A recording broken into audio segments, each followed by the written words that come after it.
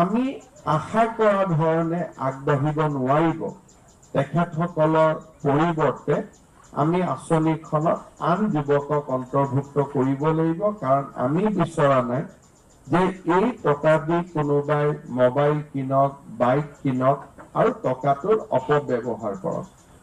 যদি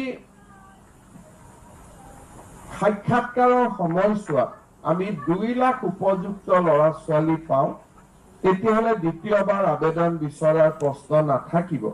কিন্তু মেনেজমেণ্ট গ্ৰেজুৱেটে সম্পৰ্কত থাকিব, তেওঁলোকৰ ঘৰত নিৰন্তৰ যাব, তেওঁলোকৰ উদ্যোগত যাব, তেওঁলোকৰ লগত কথা পাতিব। কাৰণ আমাৰ উদ্দেশ্যটো হ'ল যাতে এই 2 লাখ টকাক পুঁজি হিচাপে লৈ তেওঁলোকে বেংকৰ পৰা 10 লাখ টকাৰ লোন পাব পৰা হিচাপত নিজক একোজন উপযুক্ত যুৱক যুৱতী হিচাপে গঢ়ি তুলিব পাৰে।